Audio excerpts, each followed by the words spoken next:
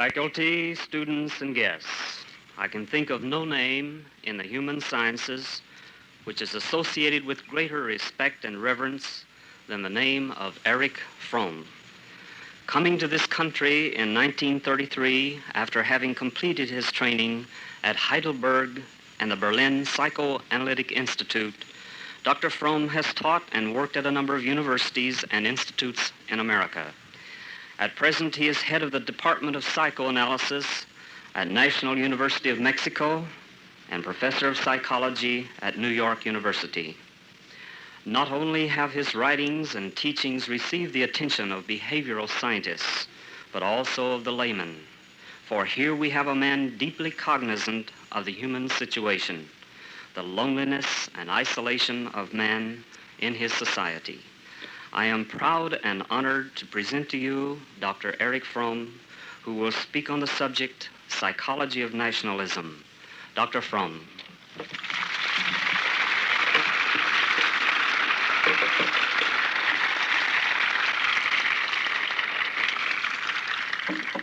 Thank you, Professor Lodge.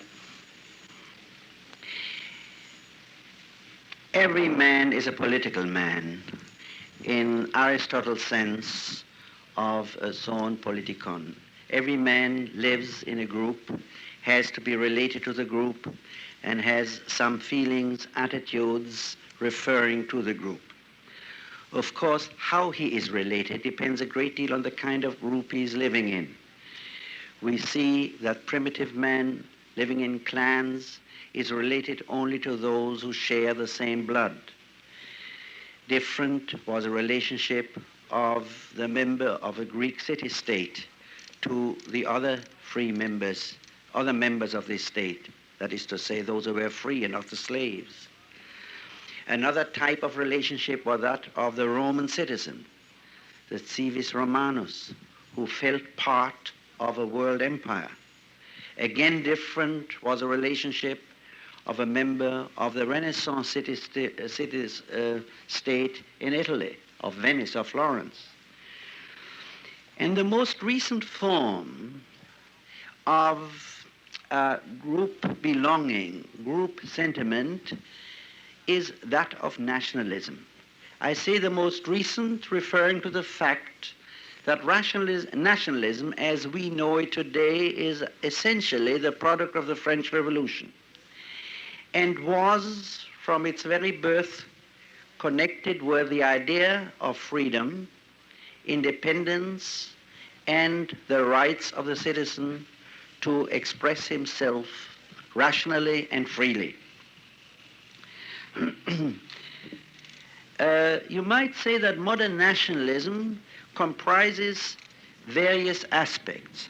One, a specific sentiment of belonging together with those who share the same language. There are exceptions to that which are obvious, but by and large, this definition still holds true. Secondly, the idea that these people who share the same language are organized in a sovereign state which represents them. And I should like to emphasize that by the concept sovereign, as it exists, we must refer to the fact that the state has a right to defend its interests regardless of any rules, legal or moral, which are above the state and could restrict his actions. And thirdly, this sovereign state representing the members of the same nation is also unified by a common economy. The state supports the economy as the economy supports the state, and in the larger conglomerations this leads to the fact that the large sovereign states and the large nations develop a great deal of physical power, that is to say, of military power, which they may or may not use according to what to them seems to be the best interest of their nation. These three aspects, the communion of people talking the same language and sharing the same history, the political aspect, the economic, military aspect, are characteristic for the modern state and the feeling which refers to it, that of nationalism. And it seemed after the First World War in 1918 that nationalism had already reached its peak by especially the creation of a number of new nations or national states which were to a large extent due to President Wilson's concept of national freedom and independence. However, those of us, and few of you who were aware of the political events of 1918 would have dreamt that this was by no means the peak of national development. Today we see that it is not only the small nations of Europe, but small nations or even newly created nations all over the world, for whom nationalism in the threefold sense which I used is the ideal, that which they are striving for. Unity of those who have the same language and sometimes who don't have the same language. Unity of those who have the same history and sometimes who have no history at all. And the expectation that all this will lead to the industrialization of this new entity, the nation. Now, there is no doubt that there is a great deal of positive values in this new nationalism. If we mean by nationalism, perhaps better a feeling of love or interest and concern for one's nation, then of course the values of this sentiment are clear. It's a value of freedom, of independence, of responsibility, of concern. And obviously, most people who speak of nationalism use the term in these positive aspects. I'm afraid that the time does not permit me to talk about the positive aspects, but I shall try to talk about the psychology of nationalism in its negative aspects. Nationalism not meant here mainly as love for one's nation, but as something for which jingoism would be one extreme expression. Or let me say, that kind of nationalism which should not really be where the love for one's nation is in contrast to the love for humanity. If you want an analogy, it's just as you have some family feelings sometimes, love for one's parents, which exclude the love for men. Sometimes you find men who love their parents so much, or their mothers, that they don't even love their own wife. Well, that is not the right kind of love, either in personal relations and in the relations to one's nation.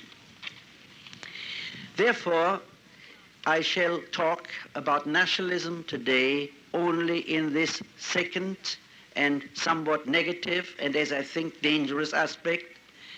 And since I'm a psychologist and I am supposed to speak on the psychology of nationalism, I hope you will bear with me if I speak as a psychologist and talk about the psychological roots in a language which may sound perhaps a little technical at the beginning, but I hope it will turn out for most of you not to be too technical.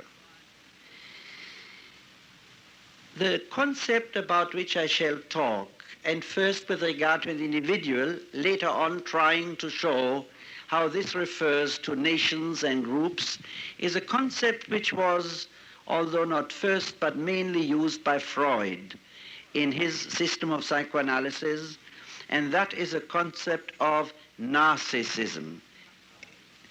Narcissism. I don't mean to, this is no reflection on your knowledge, but I have found out that the word narcissism is, by and large, still one of those words, the spelling of which causes considerable, let us say, differences of opinion. Now, why Freud used this word is quite simple. There's a Greek legend of a beautiful young man, Narcissus. And there was an equally beautiful girl, Echo, a nymph. Echo had fallen in love with him. But he didn't care and he didn't respond because he was sitting all day looking at his face in the mirror of the lake. And he was so preoccupied with looking at himself that eventually he fell into the lake and drowned. Now, this is the sad fate of a man who gets enamored with himself, and this is why Freud used the word. Now, to give first the general picture of what is meant by narcissism, I can describe it in a very simple way, and that is that for the narcissistic person, and I shall explain this in the course of the lecture in a more concrete way, for the very narcissistic person, there's only one thing which is real, and that is his own subjective experience. My thought, my fear, my sadness, while the world outside, while if one isn't insane, is real in the sense I see it. I see that you are sitting there. But if I'm a very narcissistic person, you have absolutely no weight. All I'm concerned now is with myself, with my lecture, with my feelings, and not with you at all. Now, let me give you now some examples which will clarify that which I expressed in a somewhat general way. The best example for a very extreme form of narcissism is one which every mother knows and which students of psychology know, and that is a newborn infant. The newborn infant has no interest whatsoever in anybody or anything outside, and any mother who thinks that the 2 weeks old infant loves her is rather misguided, let us say, or rather unrealistic. What the newborn infant is concerned with is hunger, thirst, coldness, and it doesn't even perceive the mother as a person over there, but really the mother is simply part of his own system, which is the system of one's own needs and concerns. Well, we all know that and take it for granted, and of course it's not a pathological phenomenon. It's a normal biological phenomenon. The example for narcissism as a pathological phenomenon, that is to say for extreme narcissism, is one which is fortunately known to very few of you, again, except students of psychology, and that is insanity. This is one of the great discoveries of Freud, that he discovered that what is the essence of insanity, of psychosis, of craziness, if you don't want to use scientific nomenclature, is that for the insane person, the outside world hardly exists. In fact, let us say in many cases of insanity, it even puts out of function our sensory perception. A person has a delusion. A person hears voices, and subjectively he hears, and yet there is no sound, there are no voices. Because for him the world outside is without color, without weight, and all that exists for him as reality is he himself, his feelings, his fears, his desires. There's a joke which is a rather good joke of what is the difference between a neurotic and a psychotic. The psychotic says 2 and 2 are 5, and the neurotic says 2 and 2 are 4, but it worries me. Well, this is as good a definition as you find it in any textbook, because for the psychotic there is no reality in which 2 and 2 are 4. There's nothing that worries him, because his reality is how he feels subjectively about it. While for the neurotic person, that is to say for most of us, more or less, there are all sorts of worries, but we are sufficiently aware of the reality to recognize the distance between what is real and what bothers me personally. Let me give you one example to make it still clearer of narcissism with regard to one mental illness, to one form of insanity, which is not infrequent as insanity and rather frequent as half insanity, and that is paranoia. Let me try to be very concrete. Assuming I feel that some of you don't like me, don't like my views, will dislike my speech, and I'm worried about it. Well, in that case, I'm a little neurotic. But I still know that's all right. That is reality as one has to expect it. But assuming I suffer from paranoia, then I'm not any more worried that you may dislike me. I'm convinced that all of you, or some of you, dislike me to the degree that you want to poison me today. And then I figure out, this is an excellent occasion. Here's a glass of water. I don't know where it came from, but I'm sure it wasn't watched by the police or by anybody. So there was a very simple occasion to put some poison into it and to poison me, and nobody couldn't be found out who poisoned me. Now, is that logically possible? Yes, perfectly.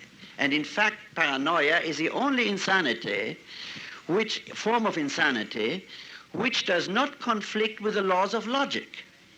Logically, it's perfectly possible that this happened. Is it realistically, substantially likely, or even practically speaking possible, except logically? I would say no, because experience with reality tells me that this is much less likely than having an automobile accident when I drive home. So on this basis, I drink the water.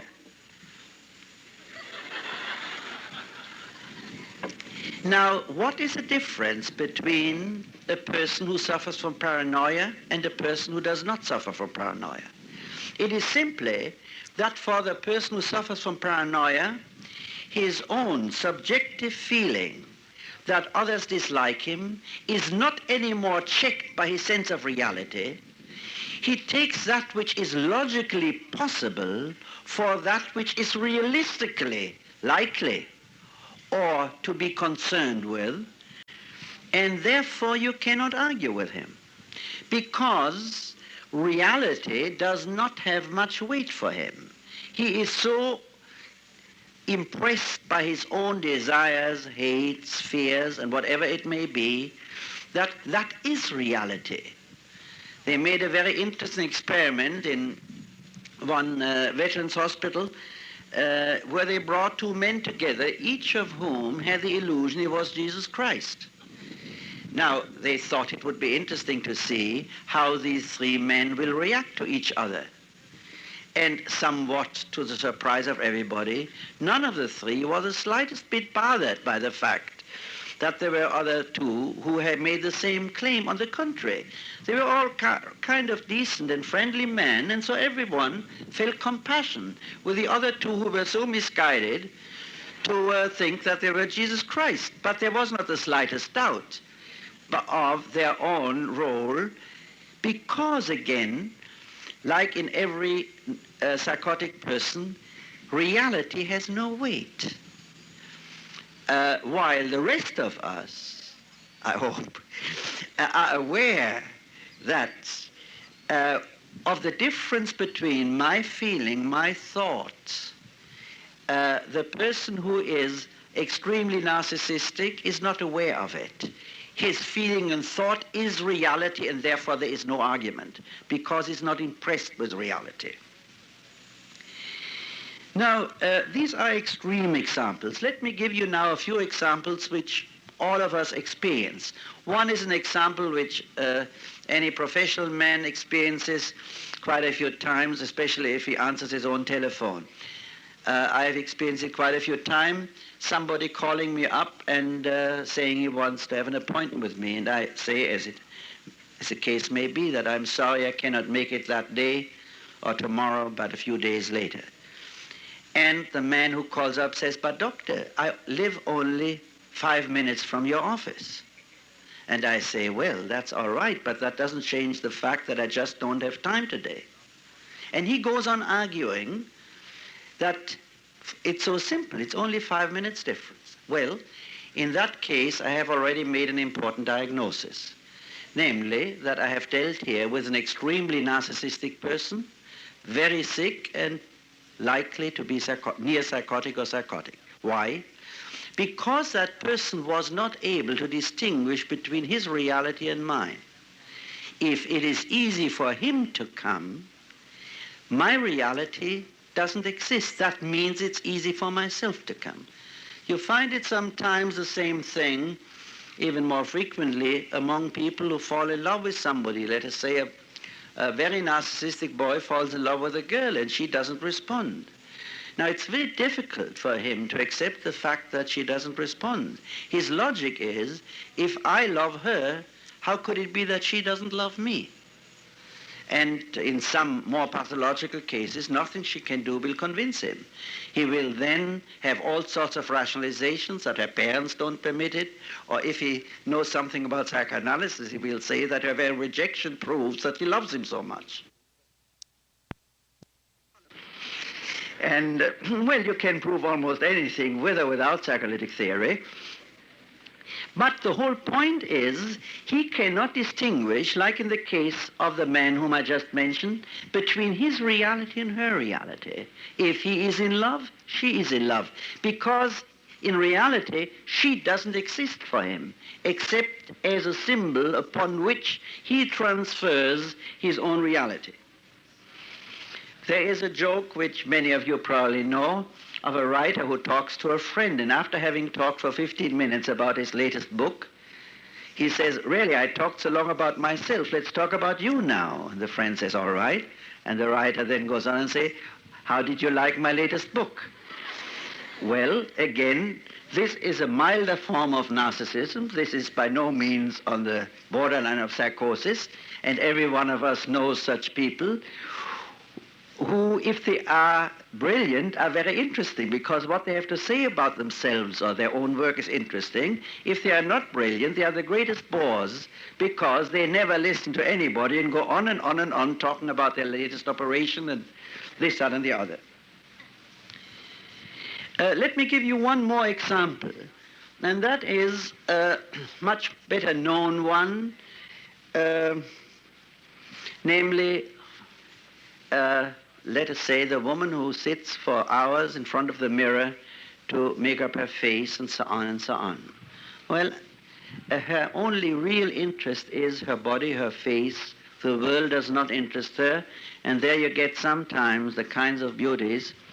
I can think of one rather famous movie actress which has been quite notorious recently, where, to my way of looking at least, while the face is beautiful, it's so dull, because there is no human response, there's no aliveness. You can see this person is shut off from the world, and all she cares for is how she looks or what man she gets, which is also part of her equipment, so to speak. However, you may find the same phenomenon in people, and maybe even in the same woman, who suffers from what is generally called hypochondriasis. That is, from a morbid fear of being sick. Today she thinks she has cancer, tomorrow tuberculosis, the next day a heart ailment, and all these organizations to gather funds for the fight against these ailments help a great deal to popularize the cause. And she's always concerned with being sick. Now, on the surface, it sounds as if that is precisely the opposite than the woman who is so vain. But in depth, it is the same. The hypochondriacal person is just as concerned with himself as a very vain person is. Only The one is concerned in what one might call a positive sense, the other person is concerned in a negative sense. I just want to make one last distinction about narcissism in general, and that is a distinction between benign and malignant narcissism. By benign narcissism, I understand the narcissism which a person has who is proud of something he has done. An artist, a scientist, a carpenter, any person who does something and has a narcissistic charge, you might say, on his work. Well, I call it benign because by the very fact that he has a narcissistic attitude about his work, nevertheless, he prevents himself from being fully narcissistic because being an artist, doing something, forces him and makes it necessary for him to constantly being in touch with the world. That is to say, to transcend his narcissism. What I mean by malignant narcissism is a person who is proud not of anything he does, but of himself as he is. I am wonderful. Either I'm so brilliant or I have such, God knows what. There are some men who fall into real depression when they lose their hair. Now, there is nothing wrong with that. But that happens in those cases in which the object of their narcissistic attachment was their hair. And when they lose it, they feel as if they were lost. Now, I come to the second part of this lecture, and that is, and I had to prepare it by explaining what narcissism is, and that is of the transformation from individual narcissism referring to my person, to what I would call social or group narcissism. If I stood here and said, look, I am the most wonderful person in the world, and maybe I would include my family, my father and my mother. We are just wonderful. The rest are dumb, dirty, uneducated, inferior morally. Well, you would know where to send me. But if I stood here and said, my nation, my religion, my race, my political creed are vastly superior to everybody else, and at best everybody else's nation and creed is, well, if they are wise, take us as an example, then many people, I hope not too many among you, will think that this kind of talk is very virtuous. I would seem to be a very religious man, or a very patriotic man, or a very loyal man, to be so convinced of the supreme value of the group to which I happen to belong. Now, if I am a person, an individual with great achievements, or great power, or much money, then all my employees will laugh about my jokes, even if they are terribly stupid, because they have to, and even they're impressed by them, because a very rich man has to make very good jokes. But if I'm a poor devil, I'm poor, uneducated, I have nothing, then I have to be terribly crazy to feel I am wonderful.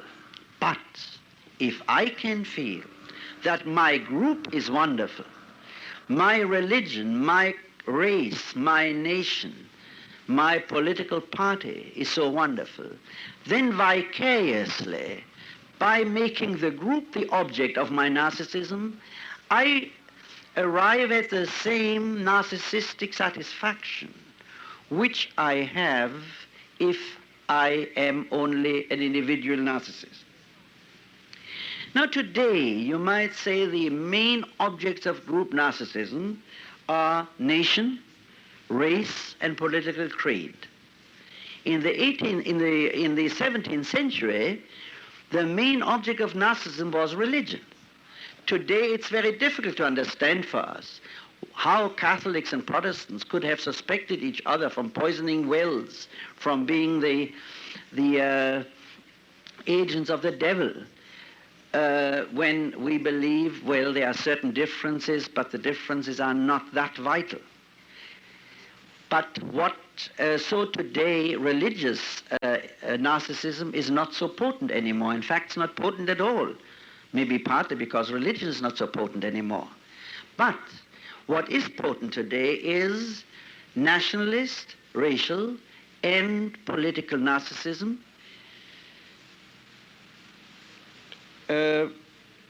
And there is another, in other words, the feeling my group, whatever it is the most wonderful one.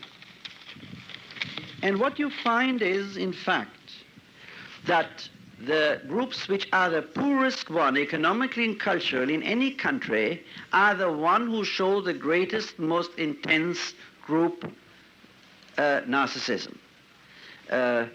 I shall take an example not from the United States, but from Germany under Hitler.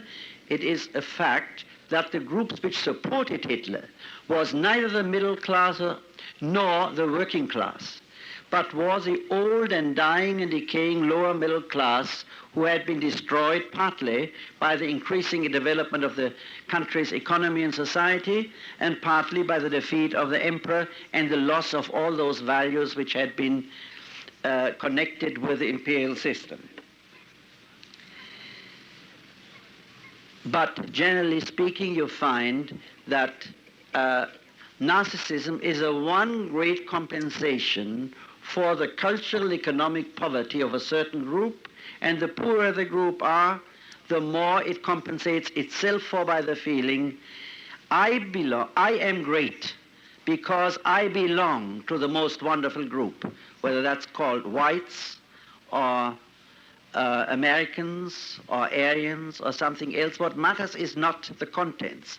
What matters is here the psychological attitude of transferring one's personal narcissism to the group. Let me speak briefly about the pathology of narcissism. Among the pathological narcissism, whether it refers to individuals or whether it refers to groups, several can be mentioned which are very clear. One, the lack of judgment and reason. Naturally, if there's only reality for me which counts, and that is I, my feelings, my thought, I, to the same degree, have no reason. I do not, if we mean by reason, the capacity of seeing the world objectively, because precisely narcissism makes it impossible to seeing the world objectively, because I and the world are experienced in two entirely different forms. Secondly, of course, narcissism is the greatest contradiction to love. In fact, you might say that the essence not only of Christianity, but of all great humanist religions, Buddhism, the prophetic Jewish religion, Christianity, all could be formulated, this essence could be formulated as meaning overcome your narcissism.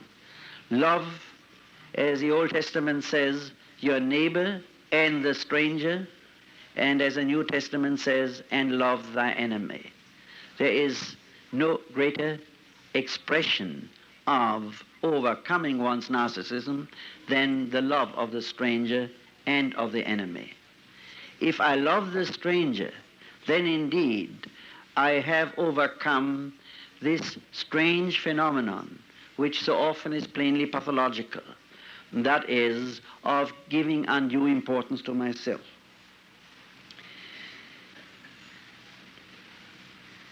Now, the most dangerous pathological symptom of narcissism is the wounding, the wound afflicted to narcissism. You can see that, I'm sure, among your friends and acquaintances, and I hope not among yourselves, that when you have a considerable degree of narcissism, then criticism of that to which your narcissism refers is reacted to in two ways, either by extreme hostility and anger. Now, you can't always afford to be hostile. If your boss wounds your narcissism and you start a scene, you lose your job. So when you can't afford it, there is a second possibility, and that is a reaction of depression. It is as if you were completely deflated, as if you were nothing, because you felt yourself as strong only in this inflated narcissistic way. And if that inflated balloon is punctured, you are nobody. Because one is somebody only to the degree to which one is interested in the world, to which one relates to the world. If I'm only for myself, I am nobody. And the narcissistic person is only for himself. Now you find the same phenomenon among groups. Any very narcissistic group has not only this pathological overemphasis on its own group values, but it shows all the traits of fury and rage and destructiveness when anybody criticizes it. It tends to feel that others are no good. I am wonderful, and I have no mistakes, and no shortcomings. And this is actually greatly helped by a mechanism which psychologists call projections, in which I project all my defects on somebody else. And so the enemy is all bad and I am all good. For instance, I think that happens to a large extent when people get so excited about the godlessness of the Russians. I think any religious person, genuinely religious person, will have to agree that unfortunately we are rather godless. In fact, that is to say, religious feelings are not an effective motivation for our actions. So, from a non-narcissistic standpoint, we would be quite concerned with our own spirituality, with our own, if you please, godlessness. But if we can project the whole problem, that we don't feel the values which we profess are real and effective in us, in ourselves, if we can project all that to the enemy, then of course we are safe. Everything is fine. And we can continue with a narcissistic picture of our own perfection. Now there are actually two thoughts or two movements which counteract narcissism. One is a true and authentic religious attitude, and secondly, it is science in the modern sense. Because a scientist can be a good scientist only if he is highly self-critical, if he does not over-evaluate his ideas because they are his, in fact, if he's constantly busy to criticize his own ideas. Now, we should think that both the religious and the scientific development in Europe would have contributed greatly to diminish our narcissism. The fact is, as we all see, it hasn't. Religion has often become a source for a narcissistic attitude toward one's own religious group, and science often has become to a narcissistic pride in the results of science, and that is technique. And I'm afraid a good deal of our education is not truly scientific education, but technological education, in which our pride is that we can travel to the moon soon, or that we can even produce things which can destroy the whole human race. I think this is a very serious problem, and that unless we make a new step, we are in danger of losing the great achievements which the human race has made in the last 2,500 years and which Europe has and America has made in the last few hundred years. I think we must critically appraise our own ideas, our own attitude to ourselves and to the group to which we belong by becoming aware of those narcissistic aspects which falsify our judgment. That we must arrive at a new concept of humanism as it runs through from the Hebrew prophets, the Christianity, Renaissance, Enlightenment, to men in our day like Albert Schweitzer or Einstein. Humanism which has always said that each one of us carries within himself all of humanity. Each one of us is a sinner and a thief and a murderer, although we don't act that way, but each one of us is also a saint and a good man. And as Terence said, there is nothing human which can be or should be alien to us. I think we are confronted with this alternative. Either we attempt to live up to what we preach, or we will eventually deteriorate by the narcissistic worship of ideologies and of the machines and gadgets which we create. This cannot be fulfilled, in my opinion, by a nostalgic return to the 19th century, because never can any society return to the past. I think it can be achieved by looking forward and by trying to achieve a revitalization, or if you please, a renaissance of those values on which our whole culture and society is based. And that is on reason and on the humanistic attitude towards our fellow man. I think what can save us from the worship of new idols, namely that of race, creed, and nation, and technical gadgets, is indeed only a new humanism and a new rationalism, which, however, differs from the rationalism of the 18th century by not being naive, but by being utterly realistic, if you please, cynically realistic. And that indeed, that such a revitalization would result in a paradoxical blend between faith and utter realism. Thank you.